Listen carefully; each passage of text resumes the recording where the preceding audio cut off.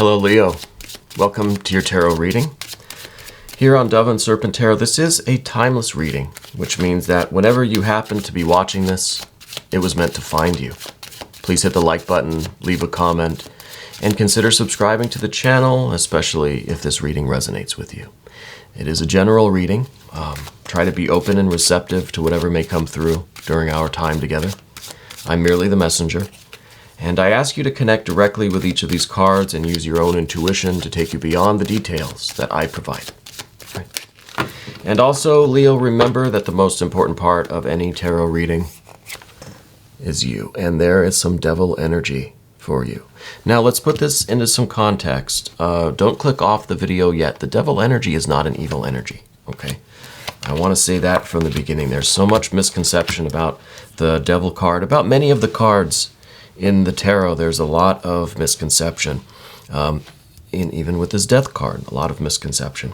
As we do our Dove and Serpent spread, I also want to say that if there's anything you would like me to pray over, meditate upon, or send positive energy toward, please let me know. All right. Finishing up the path of the serpent here, we've got a lot of good major arcana cards, a lot of good earth energy. It's pretty nice here, what we've got. Let's do our mystery card, bonus card, confirmation card. We're going to stick with Rider-Waite-Smith.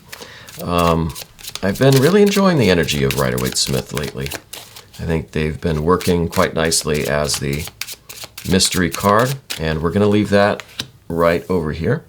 Let me put Mr. Frog on top of it.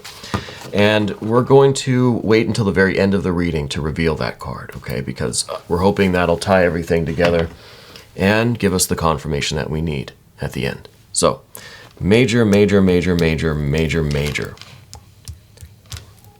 Six major. Okay, I had to count them. So 6 major arcana. We've got some lovely court cards down here at the bottom. Very nice.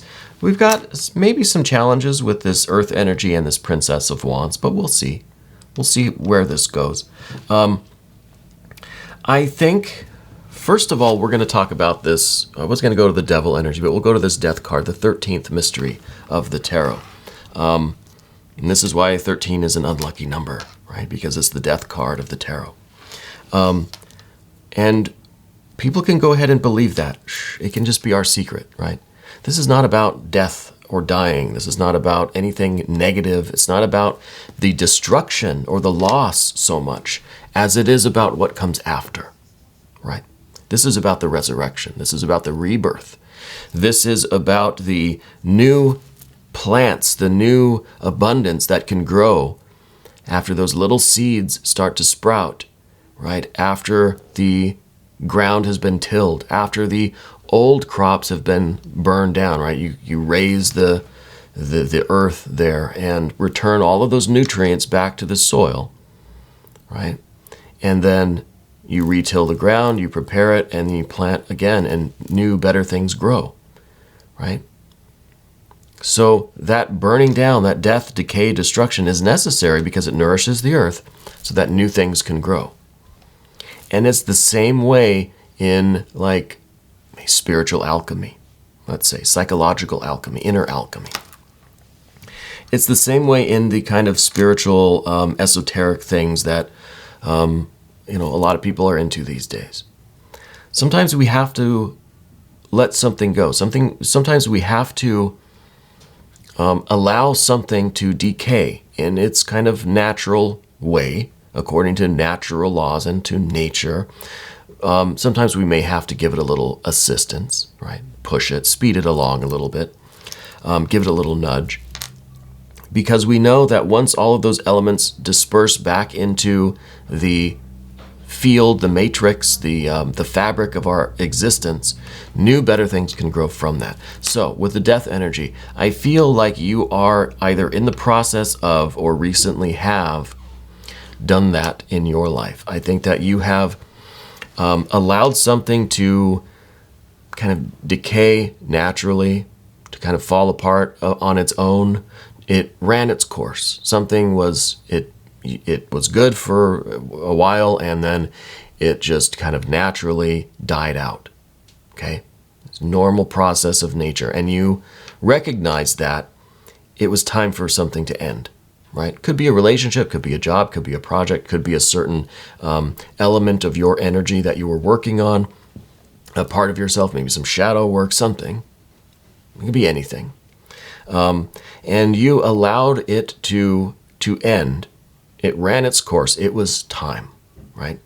And now the process of renewal and rebirth and resurrection begins. Okay? And I think this is something that, again, you've either recently undergone or is taking place now. And we're focused on this. At the top of the path of Dove, we're focused on now allowing this thing to decay and disintegrate so that we can build the new, more abundant energy. Now, where to go from there? I think we should circle around here to the Seven of Pentacles or discs. Because we're continuing with our kind of agriculture analogy. You've allowed this to decay and you're trying to grow something new from that soil, right? From that matrix, that earth, that fabric that these elements have dispersed into. But our expectations may be a little skewed, right? You may think that this somehow didn't work, that your experiment in your laboratory, you failed, right? It doesn't look how it's supposed to look. This doesn't look like an abundant crop, does it? It's dark. It's kind of saturnine. It's, looks a little melancholy. I think that we've had some incorrect expectations. Maybe we thought this would happen a lot quicker. Maybe we thought that just stepping back and allowing the decay of the old it was enough, right? But maybe there's more work that we need to do in order to really get this crop growing again, right? Maybe we thought it would happen a lot faster than it is, all right? So this is the future, kind of this is the way forward. I think that we need to recognize that, look, this may not happen as fast as we wanted it to. It may not look quite like we imagined it. That doesn't mean that it's a failure, right? What that may mean is that we need to kind of circle back around and put more of our energy into it. Kind of it's a circulation in alchemy, right? We need to kind of heat things up to take out the essence, the spirit of what this is about. I don't know if this is work related or if it's some home project or if it's an inner spiritual psychological thing. We need to kind of distill out of it, and then we need to cool it down and allow that distillate to sink back in and soak back in and nourish this a little bit longer and kind of give nature another nudge, right? And this will turn into the wonderful crop that we're looking for. Down beneath everything, before I get to the rest of these major arcana, underneath it all is the Princess of Discs. I think this was our expectation. This is the dying out of the old, the disintegration, the decay, right? The putrefaction. And this is the abundance that's going to grow from it, right? This is what we kind of have maybe stepped back and allowed to happen. Maybe we've enabled this, right? The getting rid of the old, allowing something to kind of die off naturally, again, if it's a relationship or a work thing. And now we're expecting this wonderful crop to take its place, this new thing to really grow and blossom and be very fruitful, right? Very fruitful card here. Very fertile, very fruitful. But what we have in reality is this. It's kind of like, it's like you do all this work to bake a cake. It comes out of the oven and looking like this. I mean, what did you do? Some ingredient was off. Maybe we left it in there too long. It's not really looking the way you thought it would. These two cards producing this seems like we made a mistake along the way, right? It could be that our expectations are skewed. It could be that this is a very necessary stage in the process that maybe we really expected it to just be a beautiful, rich and fruitful tree. But first we have to go through this darkness, this decay, maybe this is the real putrefaction. And we have to really experience the loss or maybe the failure of the old thing, whatever it was. We have to really experience and grieve and mourn for that, and really experience that decay and that separation from ourselves, right? To prepare ourselves for this abundance that's coming in. It's not so much stepping back and saying, okay, that one's gone, going away, I'm ready for this new one. We have to also be involved in the process. And I think that's a very important part of alchemy too, is the magician, the operator, has to be a part of the work, right? The most crucial part is not the stuff out here that we're working with, but it's our involvement in that. We have to go through this process before this abundance can be realized. So we have to grieve, we have to mourn. We have to experience the loss of this thing, whatever it was, that's run its course, that's no longer useful, that's reached its natural end. And I think that's the 7. I think it's because we expected things to just kind of instantly change from one to the other, from the old to the new, without ourselves going through the same process. To grieve, to release, to let go, and to prepare ourselves, our hearts, for this new thing, whatever. So that, I think, is kind of what is happening in a practical, I guess, sort of practical way. In the recent past, we see this Mercury energy. And I think that this is really talking about your intention to be the alchemist, right? This is your intention to really to express your creative word and to mold reality to your spiritual vision, right? So you're kind of the magician energy here is, well, the magician and the ringmaster, but the alchemist as well, right?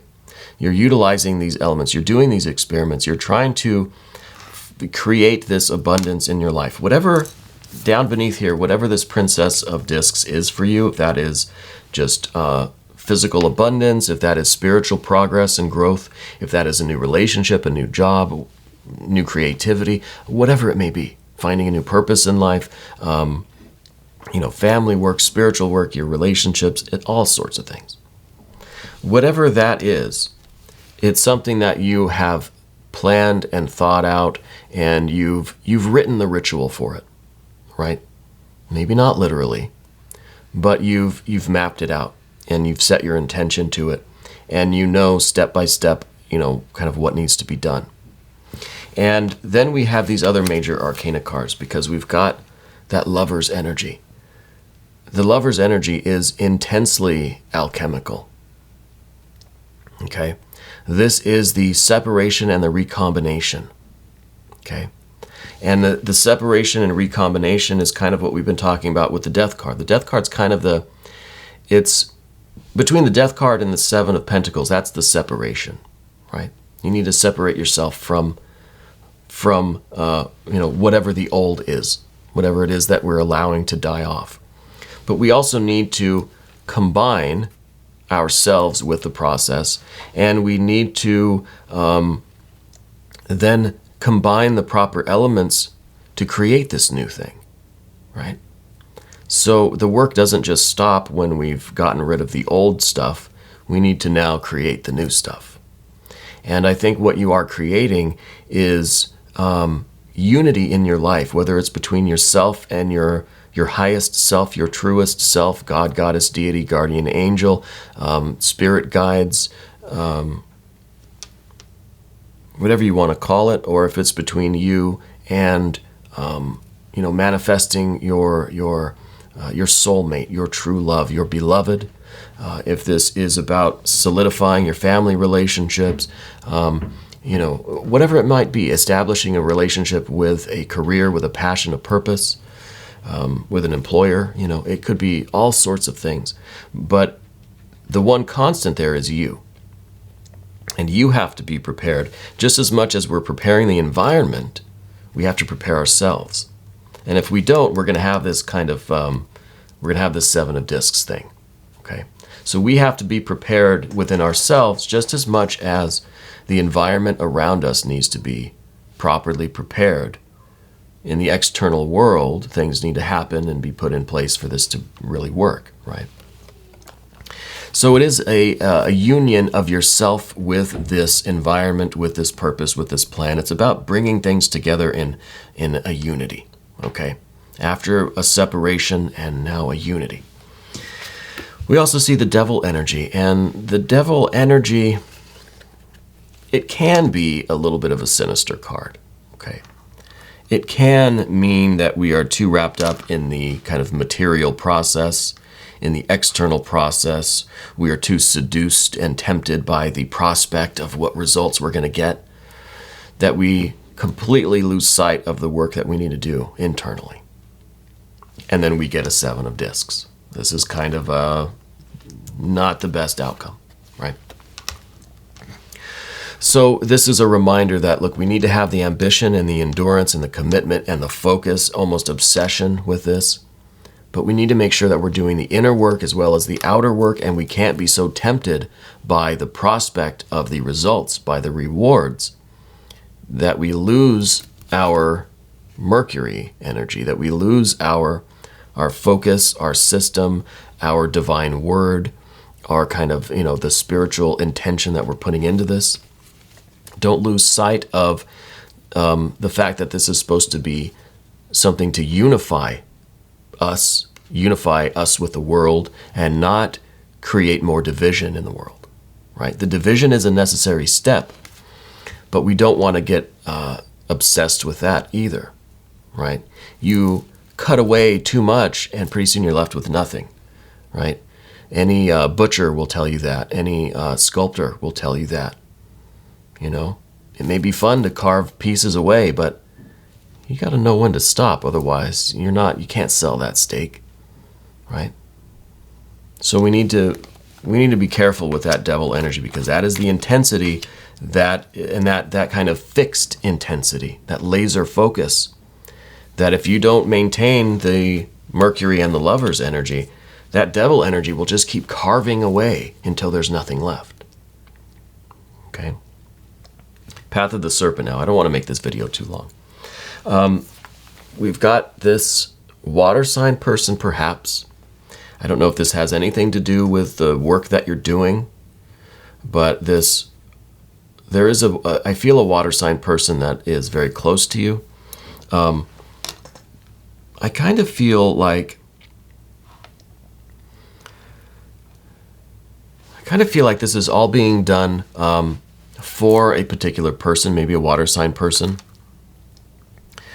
I feel in some way that you are taking on some of this water energy yourself. And what you're trying to do is you're offering something to someone. Does that make any sense? They may have an A as their first or last initial. I feel like you're trying to do this for someone. And this could be your own God, goddess, deity. It could be your own true self, your guardian angel, something like that, right? This could be a particular person in your life that you're trying to have this kind of union with, right? This coming together. I feel like they may be a water sign person, but I feel like you are in some way creating a gift for someone or making something that you can then present to someone else, okay? That's what I'm feeling with this card anyway. In the environment, we have this Fool energy.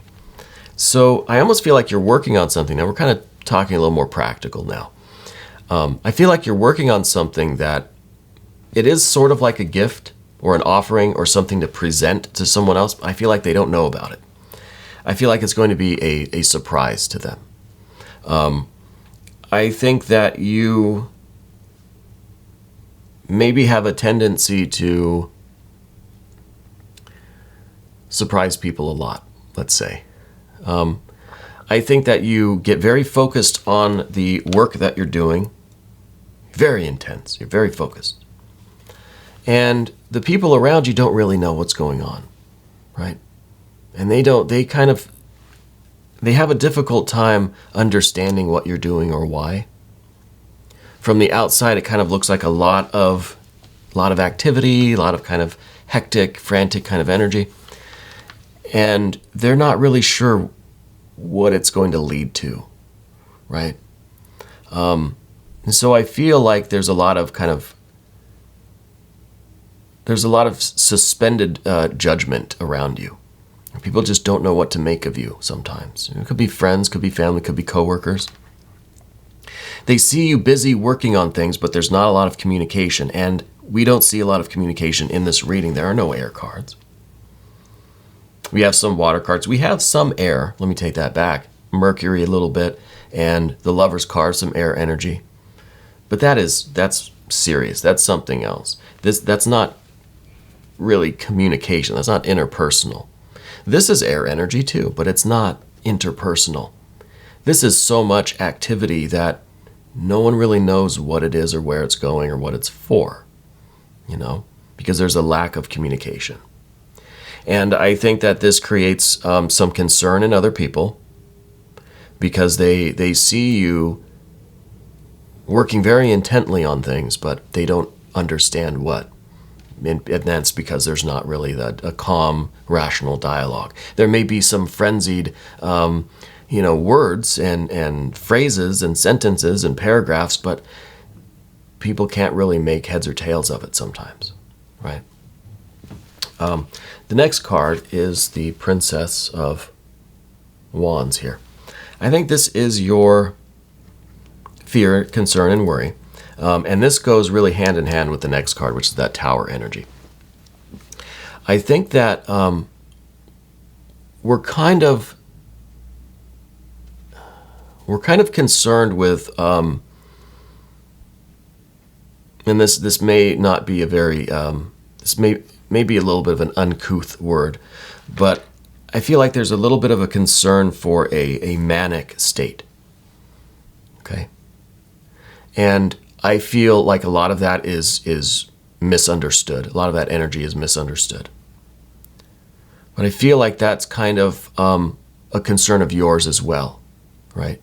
This hyper-focus that can sometimes get so focused, so energized, so into it, that we may lose a little bit of this original Mercury energy. And that Mercury energy is the will, the intent, the kind of the organization of it, right? The ability to control and direct this energy, this focus. It may run wild a little bit to the point where you get a little concerned that the whole thing is going to kind of blow up in your face, right? And isn't that like the kind of mythology around alchemy anyway? You hear about that with Parsons and with Rigardi and all of these other people, alchemists that I don't even know their names off the top of my head, that have been so intense in their work, no one knew what they were doing. They had some messages here and there, but they couldn't make heads or tails of it. But this person was so busy doing this work, and in the end, it just kind of blew up in their face. Sometimes literally. Now, I'm not saying that's going to happen to you. I hope you're not doing anything that's dangerous in that manner, okay? This is metaphoric. I think that there is the concern that all of this is going to just kind of blow up in your face, that it's just not going to work. It's going to backfire. It's not going to have the results that you wanted, okay? And that's because there is this need to reconnect with this Mercury energy, okay? This organization, this ability to control and direct all of this force and fire, all of our enthusiasm, all of the fire energy that we have, right? Which then is also with this kind of devil energy that we see. So this is kind of what we don't want to happen. And the Princess of Wands, I think, is you starting to feel like maybe some of this energy is getting a little out of control. We're losing a little bit of the control and direction over the temperature, right? It's getting a little too hot in here. We need to get a handle on things and tone it down before it gets away from us. And that Tower energy is, I think, all of your plans just kind of breaking down, right? So we need to avoid that. And I think the way to do that is to always come and reconnect with that Mercury energy. And that is also like the the rituals and the prayers that are at the beginning and end of every alchemical operation. You know, it is the opening and the closing of any kind of ritual work. And that's, I think, very important to keep us from getting to that tower, okay? The mystery card here we're going to do now. This hopefully is going to be some of that air energy or some of that water energy. If you're doing these alchemical experience, if you have any laboratory experience, you know that you need to cool things down. You know, you need to have a cooling system so that this heat doesn't destroy the work itself, right? We need the heat, but we need something to regulate the heat, okay? And that's exactly what we have, Two of Cups. The Two of Cups is kind of the foundation that's underneath this lover's energy, right? The separation and the uniting. Also, it's the basis of this Knight of Cups. And this is kind of the cooling water that we need to temper the system, right? To regulate the heat that we have. We need to remember that we're doing this for love, and we need to sometimes sit down, be quiet, turn the lights down, turn the equipment off for a minute, and breathe and feel this cool love energy that is the reason why we're doing all of this. It's this union of love that you are after. And again, I don't know if this is a particular person, if this is with a job, a career, an employer, a new passion, if it's with a spirit, a deity, an entity. But we need to take these moments to quiet down, to calm down, and feel the love, feel this cool water, re-invoke Mercury, and continue with our work. And that's how we prevent things from reaching a critical mass. We don't want the critical mass. Okay? So I think that's a beautiful, beautiful confirmation. I'm very happy that we had that water energy. And this is really good water energy. This is a Two of Cups. This is love. This is love that is under the auspices of the Mercury energy, this lover's energy, all of the intensity, all of the intent over what you're doing. There's this loving water that's going through the system. This is the water that's cooling down the coils in the condenser. You know, it's cooling everything down. It's regulating the system. And it's kind of, the water is, there are a million uses for water, right? Water is essential, literal, physical, H2O is essential in every single process, in every aspect of everything, anything that we're aware of on this planet. Water is crucial to it, you know. Anyway, Leo, thank you so much for letting me read for you. I really loved this reading with you. And I'm happy that I get to do this for you, and I'm happy that you're here watching this. We're going to go ahead and watch the extended. If you would like to watch it too, click on the link that's right here. Then you can have access to all of the extended readings for all of the zodiac signs. Okay. This was your timeless tarot reading, which means that whenever you happen to be seeing this, this reading was meant to find you. Okay. This is happening right now. And again, I want to thank you for letting me read for you here on Dove and Serpent Tarot.